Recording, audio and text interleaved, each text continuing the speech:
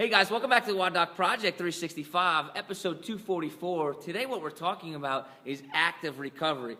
No doubt some of you guys out there aren't elite athletes, at least the vast majority, like myself, aren't. So even some of you guys might have been doing the Open for the first time. Congratulations on that. However, I bet you there's still some sore bodies out there from the max effort that you guys employed when doing 15.1.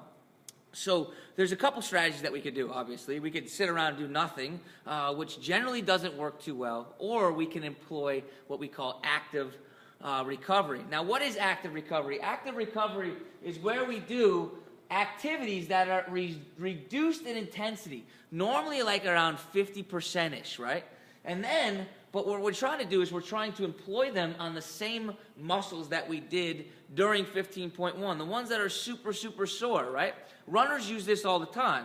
When they do a very hard or difficult workout or even run a marathon, they go ahead and they run some more the next day because they're trying to do exactly what we're talking about here. Stimulate blood flow. They're trying to reduce the soreness in the legs, right? And they're trying to actively aid in waste removal. They're trying to flush the system out. If you can get all that active or that passive, if you can get all that metabolic waste that's accumulated into the tissues from all that exercise that you did out, that's going to reduce the soreness. So today what we're doing is we're doing what we call 15.1 recovery WOD. It's a 15-minute flush, right? And what I mean by that is we're going to do everything at about 50% pace, 50% intensity level. You should be, it's what I call a conversational pace. So if you're doing this with a friend, you should be able to add this into your warm-up prior to your WODs or your class, okay? And it should be able to be done at a conversational pace. You guys should be able to talk about what you're doing that day or what you did or whatever the heck is going on. But it shouldn't be this max intensity type thing. It's very conversational or jovial even, right?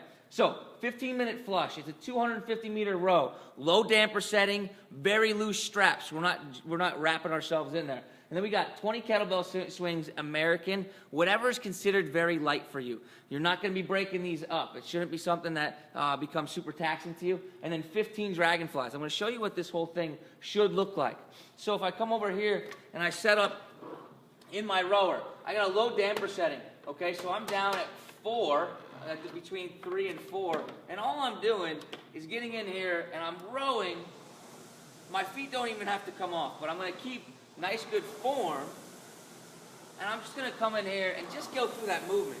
What are we doing here? We're stimulating the same tissues that we did with the deadlift, okay? Once I go ahead and row 250 meters there, I'm going to kind of come over here and I'm going to start my kettlebells, okay? So come on through. American kettlebells all the way to the top.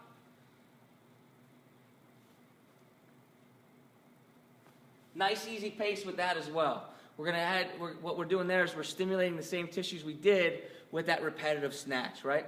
Finally, when we go ahead and we do our dragonflies, it's basically a reduced toes to bar. We're coming here, holding on to a bar ahead of us, coming up, touching our toes to the bar. So that's the way that we can incorporate all the tissues that we use in 15.1, use that in active recovery, 15-minute flush. And guys, and that's how today we are optimizing function to optimize performance. See you guys tomorrow.